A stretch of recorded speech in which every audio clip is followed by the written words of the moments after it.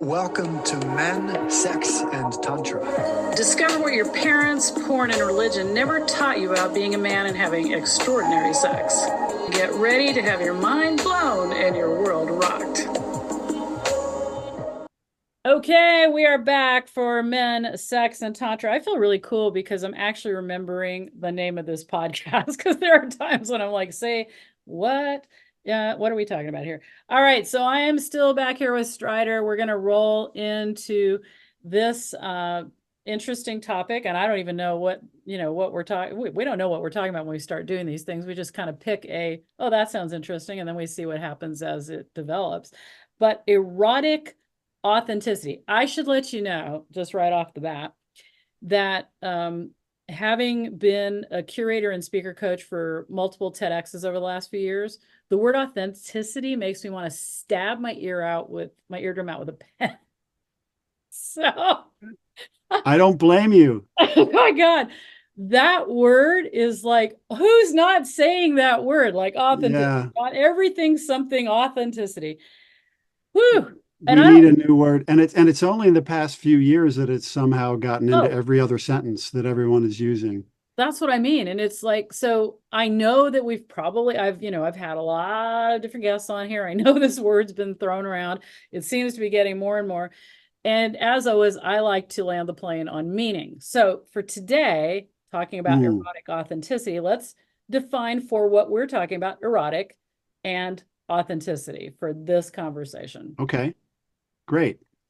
Um, yes, and I like words too, and I like tearing them apart and finding the roots and everything, and then I get a lot of enjoyment out of that. So, um, erotic comes from the word eros, who is the Greek god of love, also known as Cupid in the Roman pantheon. And I believe that according to some mythology, he was the offspring of Aphrodite and Ares, of the god of war and the goddess of love. So you got polarity right there. All right, cool. And some other things that came up when I was studying this. He's depicted in a lot of art as riding Cupid, this Cupid figure, this little cherub who flies around shooting arrows and making people fall in love. Pillsbury Doughboy with wings. The doughboy with wings, exactly. Yes. Yeah. And we're speaking on Valentine's Day today. There you go. So I think I just saw him fly by my window. He's got a busy day. He's busier than Santa on Christmas Eve today. Exactly, right? So yes. He is often depicted riding the back of a dolphin. Mm. There's a whole bunch of art from antiquity and from Renaissance and from medieval period that shows him riding on a dolphin, and often enough that scholars have said, "What's up with that? Why is he being pictured on the back of a dolphin?" And no one really knows for sure. But what I like is dolphins are very promiscuous. Well, there's that. Yes, that is correct. And also it draws up from the fact that it draws up from underneath the water. Yeah. Water being this representation of the subconscious. Right. I mean, I know in my personal dream life, whenever I feel myself descending into water or taking steps down into water, things like that, I think of a descent into my, the ice, the majority of myself that's below the water level, my 80% of my iceberg. I think dolphins coming up through water is very phallic too. Yes, it's phallic, it's energetic, it's also and remember, these people who did these, they didn't have dolphin petting things, zoos like we have now. They didn't know Flipper. They just saw dolphins as being fast and powerful. And so what that draws me to is this picture of Eros, not just being about sexuality, but also being about life energy. Okay. Cool. Okay. So that's so one of the things, and this is my interpretation.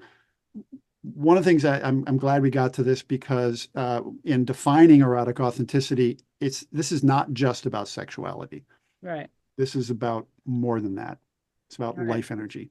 So erotic for you, when you're saying this, life energy, does that includes pleasure, sex, love, or just because, Tantra, when we talk about life energy, in classical Tantra, that has zero to do with sex, which is kind of interesting. Life energy actually is the agreement. So 40 years ago, when I was talking to my classical Tantra master about this, he was saying that there was an agreement between energy when it wanted to coalesce into matter. So when sperm meets egg, there's an agreement that happens and there's a spark. Just a few years ago, science proved there's a spark when the sperm penetrates the egg. So I always think it's Is great. that right? So it's an actual, Yeah, it's an actual, there's a voltage. There's a yeah, voltage between the two. exactly. Right. And so How cool is that? when brand new science gets caught up with my Tantra training, it's awesome sauce. But Yeah, yeah. so there is that. So to me, or to tantrics, classical tantra, life force energy is the agreement of that coalescing, that actually like we're going to take and create what seems intangible to the tangible, right? Neo Tantra, people have said things like, Neo Tantra is all about orgasmic energy, bliss energy, which is primarily arising from sexual energy that's spread through the body, or Right. Kundalini, which is the worst, Right. not even related. Hello, people, stop saying that.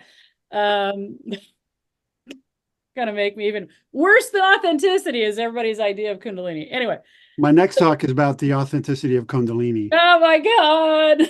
So yeah, it's like really And I do practice Kundalini, and it's been great for me, but awesome. I'm not going to maybe ask you I'm doing about it that wrong. I don't know. because we're going to go off a track and it'll be, Yeah, yeah, it'll yeah. be we just, this could be a bad, anyway, we can talk about that. Mayday, mayday. I know it's not, so erotic energy. Then, if I looked at erotic authenticity, I would feel more like, it was the way my full body arousal, so not horny in my genitals, my full body arousal, right? So that's what I would call erotic. That energy expressed itself. And arousal, not just sexual, but arousal at things that turn you on. It could The be, tree, the it could be art. sunset. It could be art. It could Right. be, Yes. yeah, it could be food. It could be, Yeah. yeah, takes us out of the the nuts and bolts struggle for survival and takes us into It's not procreative energy. it's Absolutely. into the things we have access to because we're human.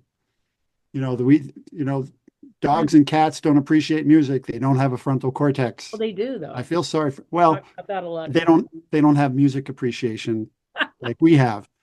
So that's that realm. That's that Yeah. that realm above the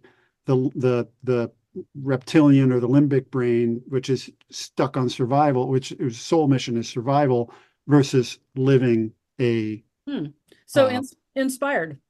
living an inspired life.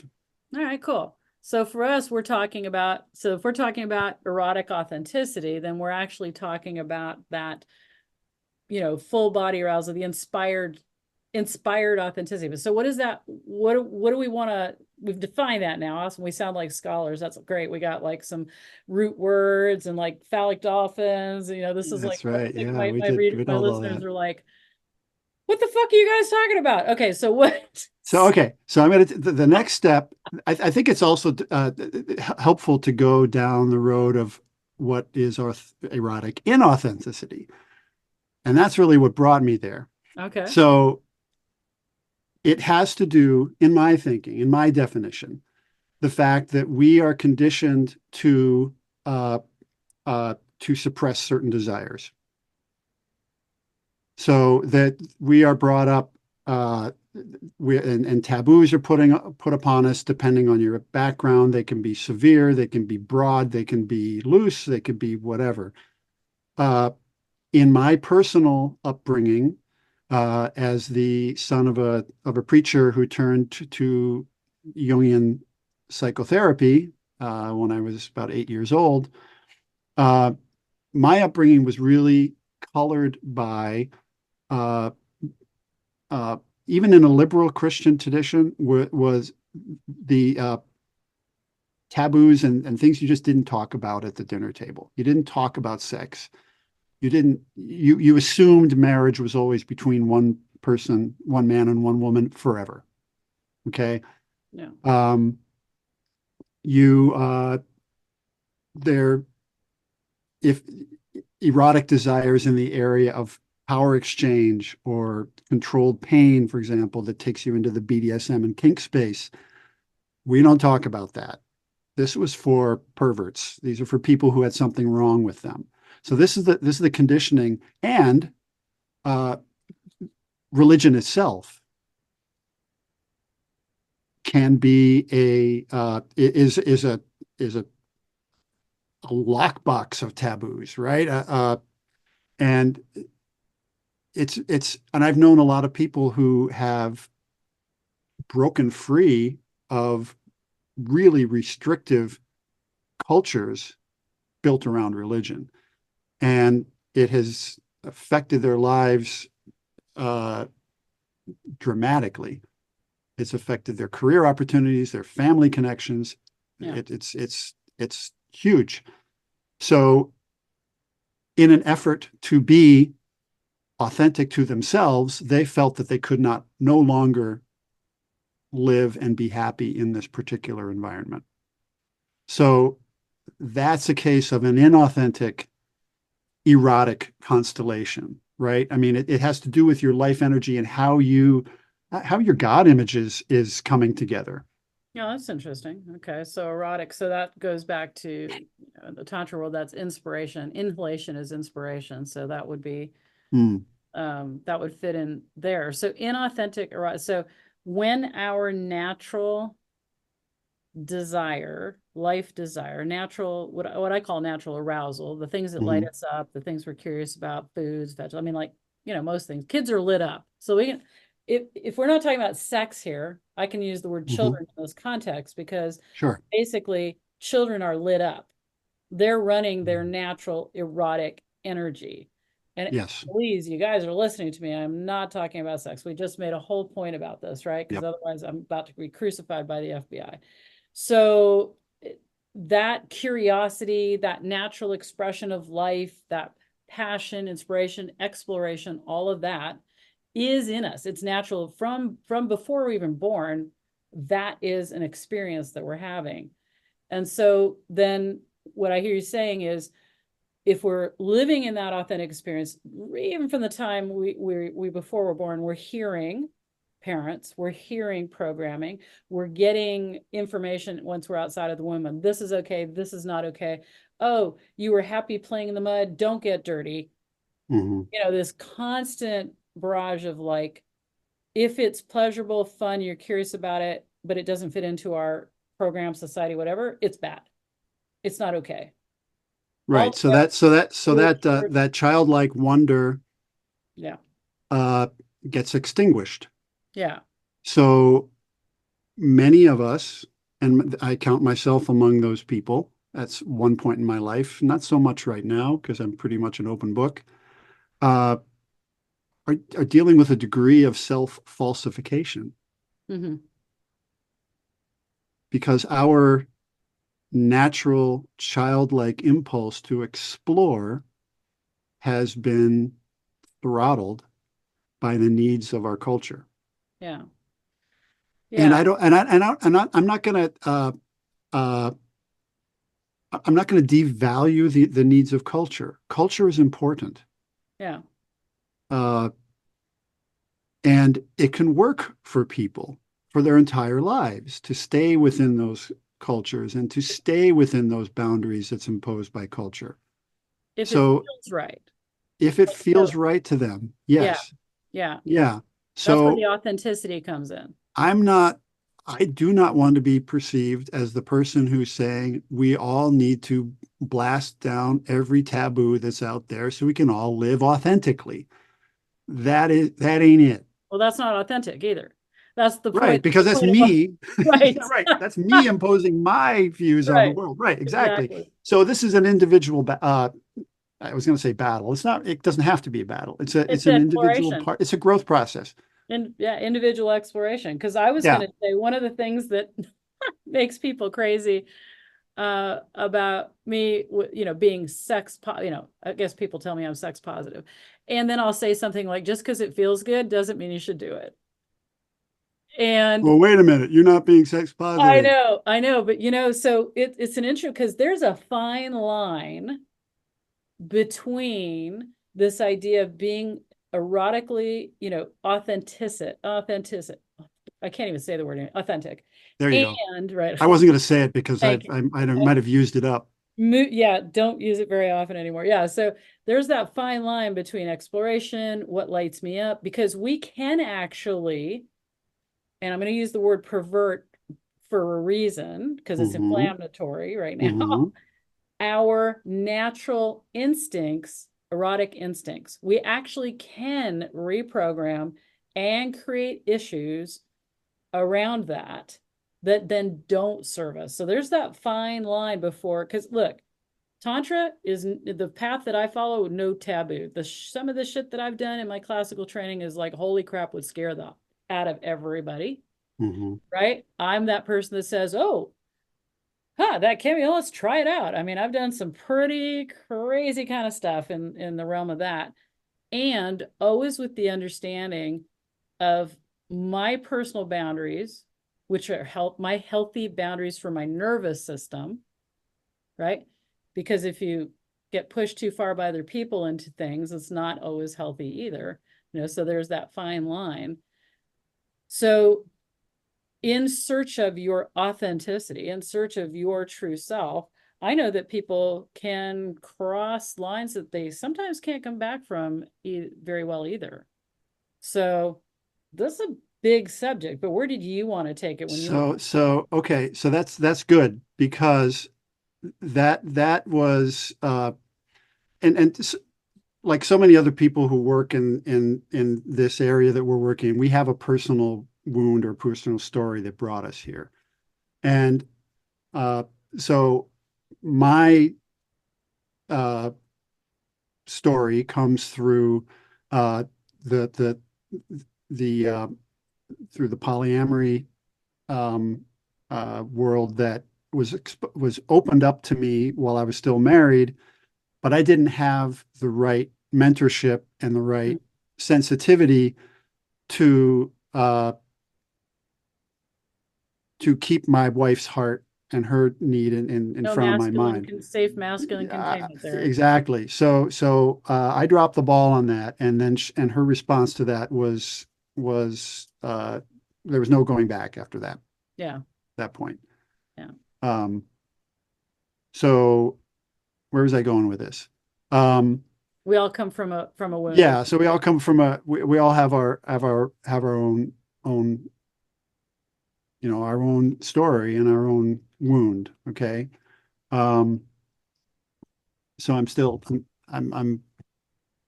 I was where's talking that about going? boundaries and how we can go after these things, but there's that Okay. line Thank you. crossing. There we go. Okay. Now I'm back on the road. I'm Back out on of track. the ditch. I'm out of the ditch and back on the highway. Okay. So why is this a coaching niche? And what I'm working toward is this idea of guidance. And I label myself as an erotic authenticity artist and guide Okay. because I have a foot in the world of polyamory. I have a foot in the world of earth-based religions, which could be a huge taboo for some people. Yeah. Also the BDSM kink world. I also I know my way around the plant medicine area. So if these are taboos, what better? And it's an impulse that won't let you go. What better way to approach this than to have a guide to work you through? And there's this in the psychedelic medicine sphere. There's this idea of this wheel of practice. That's about preparation and initiation and the actual practice and then integration.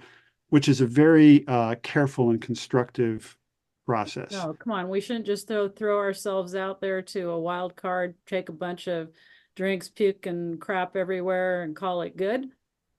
Fucking If crazy. A there are guide. a lot of people have wonderful experiences that way. You're describing some great days in my life, actually. Uh, and yes, this is, most people who experiment with psychedelics do so with friends. I'm not saying that everybody should run out and and pay for a coach or a guide for that. Right. But to be there for people who say, hey, I'm really interested in this. I think more people should have a guide. So personally, I'm a little bit on the anti-camp of all that crazy stuff. Yeah, So I think yeah, people should have a guide whenever you're doing something that has yeah, the potential to re-injure, reinvigorate, re-injure, your trauma. yeah, yeah. And I wish that I had that type of person to hold my hand into. I don't know if I would have been ready for it, Yeah. but at least to have access to it. Um, I want to go back to something you said before uh, that I think is really important, and that is what Carl Jung discovered when he was working as a young psychiatrist in Zurich back in the early 20th century. Um, he he was dealing with patients with psychosis and physical illness, and he began uh, interpreting their dreams or working with them, having them record their dreams, and he would see these patterns. And he came to the conclusion, but I'm super paraphrasing this. Okay, this is a work of decades distilled into a minute, but suppressed desires Mm-hmm. are not going to go away. You cannot will this away. It's going to stay inside your psyche as a burning entity that's going to find a way out somehow. So it can manifest as physical illness. Mm-hmm. It can manifest as psychosis. Uh, so what's the cure? The cure is, in my view, is openness and Mm. to say, yes, there is a space where I can talk about the things that keep me awake at night or titillate me Yeah. or draw me to certain types of literature or art or whatever, or um, that I don't want people to know about. Yeah. Well, and wow, we're not gonna have time for this whole topic, but I think so the I thing want that to give you more material. I know that's great. Yeah, yeah, yeah. We can keep coming back. So because these are a little bit long too, and I got a thing coming up, but I want to dive a little bit. So why I say just because it feels good doesn't mean you should do it. So in tagging on to that, I have worked with people who are minor attracted. Now, what that means is people who haven't committed any acts, who want to kill themselves because their way they're wired Mm-hmm. means they don't grow out of they don't follow their age range out, right? Yeah. Mm. So you would say, and there's very few safe places for anybody like that to get help, which is really a shame, right? Now, the one thing that I've looked at through all of this is we can believe that this is who we are, even though we could have had wounding and or erotic things that tagged us into something like fetishes. Mm-hmm. So if you rode on your aunt's foot, like a horse game, right? Mm-hmm. And you were stimulating your penis while doing that, you've now come into a knee or foot fetish. You might Mm-hmm. think that's just who you are, but that was created. So I've spent a long time looking at what is hardwired in us and what is created in us. And almost everything can be unprogrammed. So it's an interesting thing. Like and I don't mean to say like conversion therapy. Oh my God, you can't be gay. We're going to convert you. Mm-hmm. There's hormonally based things, right? That create certain things in us, right? But there's also a lot of other things along the way as we're kids that become eroticized that we think are just naturally who we are. So this erotic authenticity is such an interesting topic all over, right? because of this.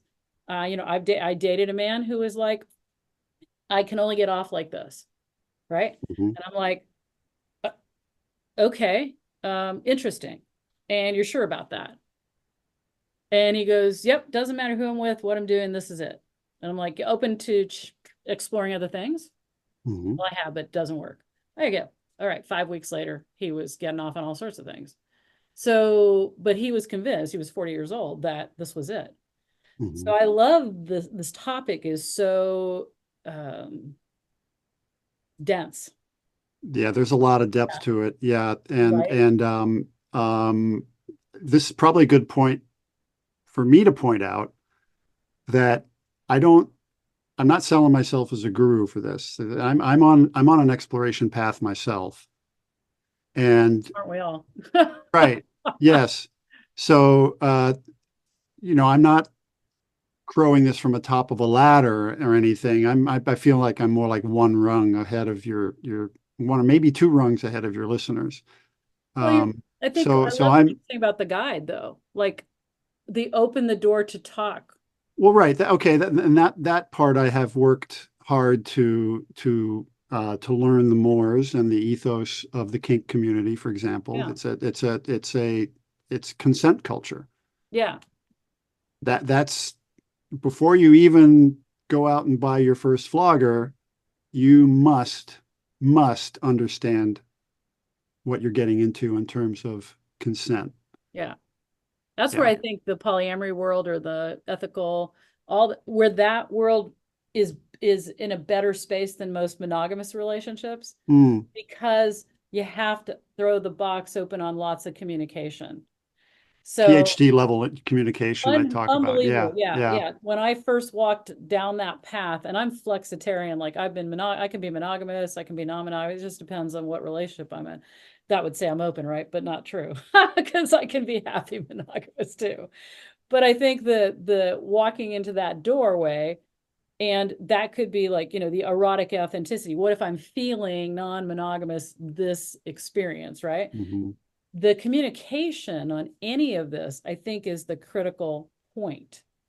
And like, if we can't talk about the thing that we suppress, suppression meaning can't talk about it, won't give it life because we're afraid, we Mm-hmm. actually start to fetishize it. We start to obsess about it. We start to become all It of that. become it becomes it becomes a part. It becomes dark. It becomes part of your dark arts. Right.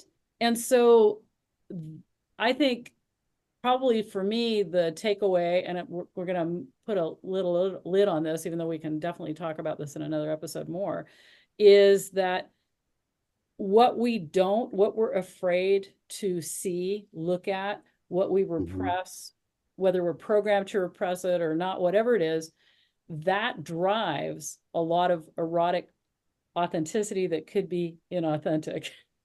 How Mm. about that? How about laying all? Yeah. Wow. So in other words, it's a type of self-falsification that is evident within the expression of this desire, of this Yeah, fetish. yeah, absolutely. Wow. Yeah. Turned it back on itself. Tantra, baby. Ooh. So, So the takeaway is this ain't easy. right. The takeaway is we're not equipped. Most cultures, societies, and just people in general aren't really equipped very well to distinguish what's really going on inside them. Because there's Mm-hmm. programming, 95% of the decisions you make are subconscious programming, not even you. So if you Mm-hmm. start from that understanding, and then sex being such a powerful drive, and erotic behavior happening at a young child, even getting your diaper changed in a certain way can start imprinting Mm-hmm. certain things. Like, Yeah. so imprinted, programmed, eroticized, all of this stuff. And then the repression, because no safe space, Mm-hmm. right? All of a sudden, that's a hotbed for lots of dysfunction, lots of what you call shadow, Yeah. lots of all sorts of stuff right here. So I think that, what I'd like to give everybody the takeaway on here today for this, big, deep kind of conversation is you don't know if it's right or wrong for you until you actually start to pick it apart, examine it, and see where it's Mm, coming from. And like yeah. everything else, I keep always coming back to this idea of self-awareness. To me, one of the best ways to actually figure this out is the idea of journaling. And I know a lot of Mm, people are like, oh, I don't really like journaling. But the thing about journaling, especially paper and pen, not on your computer, that's a yep. different I'm mind. with you on that. Yeah, is that you have a place to start examining these things that are going on. You know, I used to get a lot of phone calls for men who were like, oh, I just need to talk about this. Is this normal? Is this, like really nervous to Hmm. say. And they were so titillated about saying it because they'd never said it to anybody. They were actually eroticizing the trauma, so it's a weird thing to unwrap. Uh, but I think unwrapping it is worth it to unwrap it and really look at, when did I feel this way, or how did I feel this way, or does it turn me on and disgust me at the same time? A lot of people come to, Hmm. like, I remember the first time I read an article on incest, I had a physical reaction in my body. Now I could have interpreted Mm, that as, this is something I'm into. yes. However, I Yeah. knew that that was a wound. That was Mm, something that was eroticized at an early age. So mm, there's a difference right there. But had I not had the training I had, I wouldn't have known that. I would have followed down that rabbit hole of, this does something for me. This physically arouses me, while not paying attention to the part of me that was like, wow, this doesn't feel good. The arousal would hmm. have superseded Hmm. the, something's wrong here. Right. So that becoming aware, writing, really looking at, if something turns you on, you feel like it's you, this is just me, write about it. When did it start? Hmm. What are your Hmm. feelings around it? Does your whole body feel congruent with the arousal? Right? Yeah. Is it expansive or is it contractive? Does it open Mm, you up thinking about it, sharing it, or does it actually feel like a little bit of shutdown? hmm. That's kind of like checking that out. So that's what I want to leave Yeah. And our, your journal, no one will ever read it but you. yeah, we hope. Well, It's not always the yeah, case. that's Put true. it Yeah. put it in a lockbox, bolt it down to the Well, or burn it on New Year's Eve. I mean, some people do that, right? yeah, They burn a year's worth of journals and just, cast it to the yeah, ashes. absolutely. Or turn it Um, into a best-selling novel. yeah, You know. one or the other. So what do you want to leave Those are them your choices. Uh, I want to leave your listeners with the a sense of hope. Okay, is that we have with? God, don't give them hope. What are you we talking about? if there's a man out there who in this conversation came was put into touch with something in his heart that he's ashamed to talk about, uh, the there you don't have to stay that way. Yeah, You don't have to hold this forever. Uh, there are there are there is support. There is information galore. I mean, YouTube is full, folks. You can find out anything you want about pretty much anything. Um, so you don't have to hear us talk and they say, "Oh, great! I now have permission to be polyamorous, and I'm going to start being polyamorous next week." Uh, you I hope we're getting across to you that this is a part of a process. This is yeah, a part of about a careful process, because it's not just about you. It's about the people who are connected to you and rely on you. yeah, And that was my big misunderstanding, is that I thought I was being more authentic by coming out as polyamorous and announcing to my wife that's how I wanted to be. Next thing I know, I'm in divorce court. Okay. yeah, Uh, I didn't want to be in divorce court. However, I wanted to be appreciated for who I really am. So uh, there's a happy middle there that I completely missed.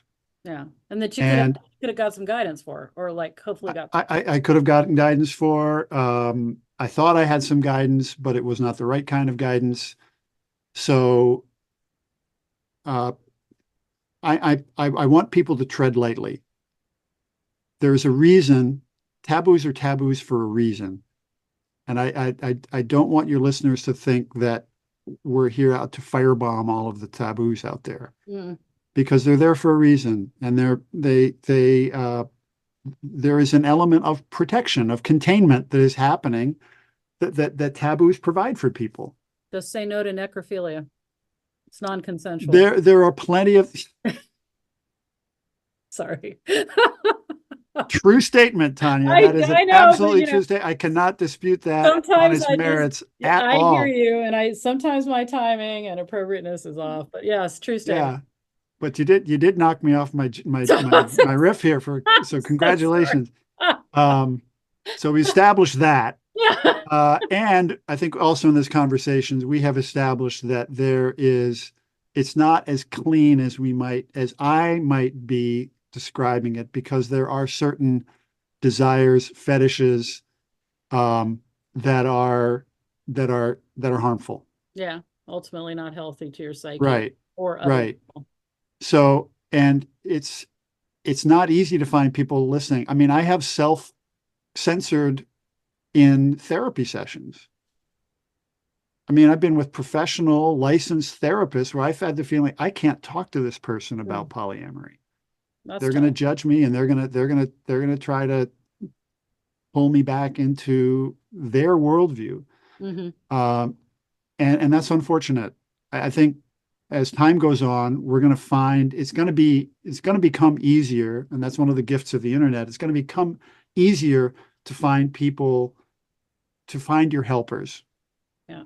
And then watch out, because helpers sometimes, if that's their gig, are going to push you that way too. I mean, it's normalizations of things while we normalize Yeah, more and more right. things. So, uh, it's always, mm, as I said, I've explored a lot things most people Mhm. won't touch or go near. And did they all help me learn something? I think there's things I could have not done and still been okay. Mm, Right. And right. shame is one of the biggest eroticizers, by the way. Shame is that thing Oh, that gosh, will yes. like, will actually like drive some things that are crazy. But so what I take from what you said that I really like is that, one, this is complex. And I put it simply, just because it turns you on doesn't mean you should do it. So that's the simple version Bingo. of that. This is complex. You're finding your erotic authenticity can be edgy, difficult, and you might have to try different guides and talk to different people. But the one thing Mhm. for sure is, if you are buried in shame with it and you Mhm. cannot express it or find somebody to talk to, chances are you shouldn't be pursuing it right now. Because when you pursue things that are highly charged but cause you shame, I will Mhm. tell you what that does to you. That messes you up. Mhm. That is a surefire way to create trauma and contraction around that event, change your neurochemistry, and absolutely put you in a space that is not healthy. I know that for sure. And to your point, it also creates a blast zone, which affects your loved ones. Yeah. Yeah. So even single, you still create a dynamic in the world, right? Yeah. Yeah. And Ripples in the pond. Yep. yeah, and absolutely. And I can tell you that some of the biggest, people that are out doing serial offensive stuff that is not cool with everybody else are people who haven't done exactly that, the shame repression cycle of not. And that Mhm. leads to that energy. Our energy will leak out. It always does. It Yeah. always expresses itself in some way. So if you're hearing this and you're worried about yourself, just know that your first step out is find somebody to be able to talk to. And Mhm. that's where you need to start the process. And those of you, the rest of you exploring, just really keep in mind that not everything needs to be explored. Just because it's interesting, like, hey, doesn't you need to lick the frog. I personally am not frog licking, because I don't need to detoxify my body and puke. So Lovely image, Tanja. Well, and I think you're also making a good point about the fact that there are gradients to opening up. Yes. You may decide that rather than dive headfirst into the BDSM world, you instead begin to write erotic fiction. Yeah. You find another outlet, Yeah. and that could be a life-changing thing for you, and it's all only on paper or on your keyboard. Yeah.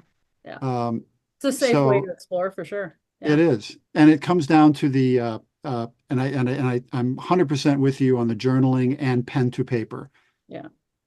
Because you can doodle, you can write, I have nothing to say today. You can do whatever you want. It's just to get that lovely cognitive and muscle memory connection between your brain and your hand and your eye. That's healing. It took me a long time to make it a routine, and now I miss it if I don't journal every morning. And because apparently Strider and I have a lot to say that we keep wrapping up and unwrapping again.